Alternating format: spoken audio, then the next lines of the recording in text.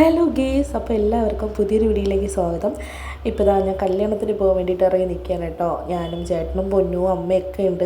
എൻ്റെ ഒരു ഫ്രണ്ടിൻ്റെ കല്യാണമാണ്. ഞങ്ങൾ ഹൽദിയുടെ ഒരു ചെറിയൊരു ഷോട്ട് ഇട്ടപ്പോൾ നിങ്ങൾ കണ്ടിട്ടുണ്ടായിരിക്കും. അപ്പോൾ അവളുടെ കല്യാണ വീഡിയോ ആണ് കേട്ടോ ഞാൻ ഇതിലൂടെ ഷെയർ ചെയ്യുന്നത്. അപ്പോൾ കല്യാണം കഴിഞ്ഞു. ഇപ്പം ഞാൻ എഡിറ്റ് ചെയ്യുന്ന സമയത്ത് എനിക്ക് ടൈമില്ലായിരുന്നതാണ് കേട്ടോ ലേറ്റായിട്ട് എഡിറ്റ് ചെയ്യണത്.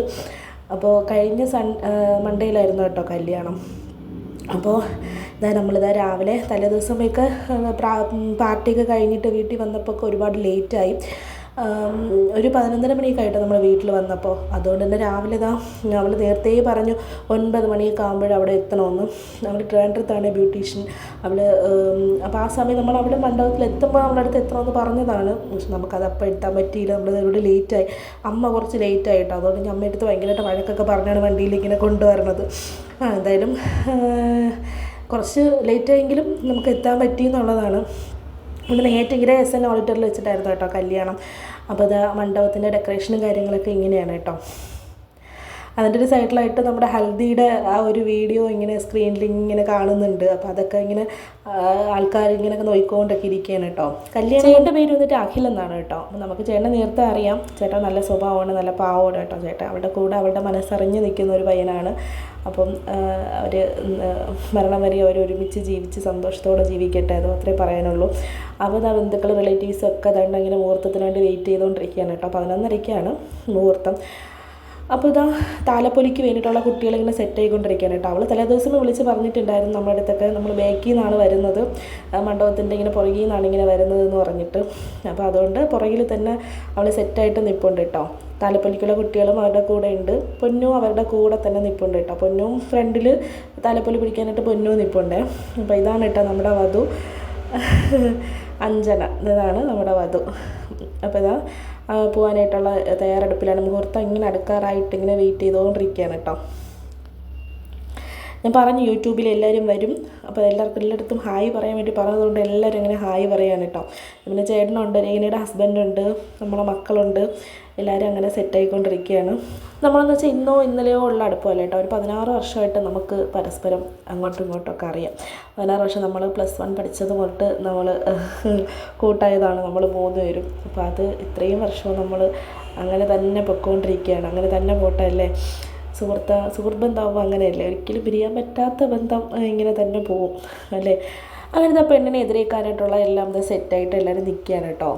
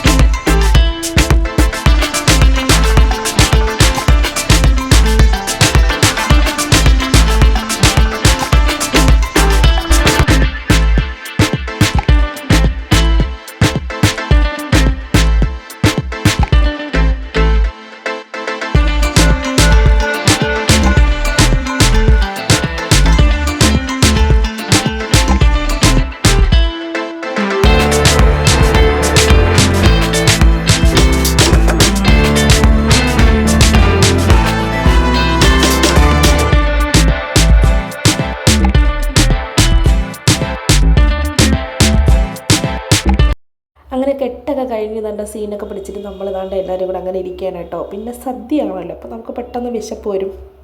അവളെ എന്തായാലും നമ്മളെ കൂടെ ഇരുത്താൻ പറ്റില്ല, അവൾ ഇനി ചേട്ടൻ്റെ കയ്യിലായില്ലേ, അതുകൊണ്ട് പിന്നെ അവൾ ചേട്ടൻ്റെ ഒപ്പം പിന്നെ ഇരിക്കും. നമ്മളിതാണ്ട് രണ്ടാമത്തെ മൂന്നത്തെ കളരിയിൽ നമ്മളിതാണ്ട് ഇരുന്നു കേട്ടോ. സദ്യ അടിപൊളി സദ്യയായിരുന്നു കേട്ടോ, സൂപ്പറായിരുന്നു. 3 കൂട്ടം പായസവും നല്ല ടേസ്റ്റുള്ള സദ്യയായിരുന്നു കേട്ടോ. എനിക്ക് വണ്ടിയുടെ ഇരപ്പുണ്ട്, കാരണം നമുക്ക് എഡിറ്റ് ചെയ്യണ ബുദ്ധിമുട്ടുണ്ട്. ഇപ്പം സ്ഥലം ഇങ്ങനെ ഓഫീസിൻ്റെ അടുത്തൊക്കെയാണ് കേട്ടോ വന്ന് എഡിറ്റ് ചെയ്യണത്, അപ്പോൾ അതിൻ്റെതായ ബുദ്ധിമുട്ടുണ്ട് കേട്ടോ.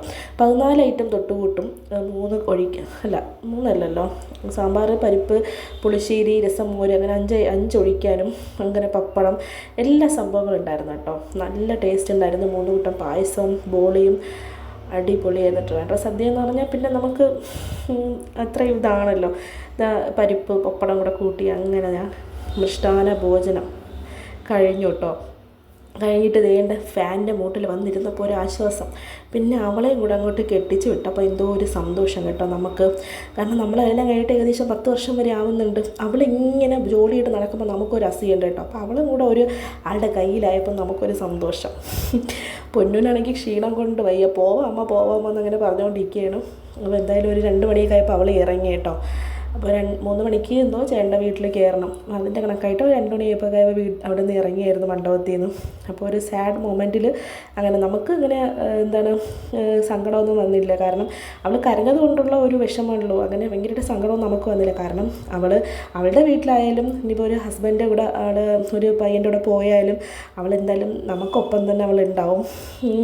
എന്നാലും അവൾ എപ്പോഴും എങ്ങനെയാണ് പെരുമാറുന്നത് അതുപോലെ തന്നെ ആയിരിക്കുമല്ലോ നമ്മുടെ അടുത്ത്, അങ്ങനെ ആയിരിക്കുമല്ലോ. അപ്പോൾ അതുകൊണ്ട് നമുക്ക് അങ്ങനെ അവൾ കരഞ്ഞതുകൊണ്ടുള്ള വിഷമം എന്നല്ലാണ്ട് ഭയങ്കര സങ്കടം അങ്ങനെയൊന്നുമില്ല കേട്ടോ. എന്തായാലും നമുക്കറിയാമെന്നുള്ളൊരു ചേട്ടൻ തന്നെയാണ് അവരുടെ കൂടെ ജീവിക്കുന്നത്. അപ്പം എന്തായാലും അവർ സന്തോഷമായിരിക്കും, നല്ല ഹാപ്പി ആയിട്ട് അവർ ജീവിക്കും എന്നുള്ളൊരു വിശ്വാസമുണ്ട്.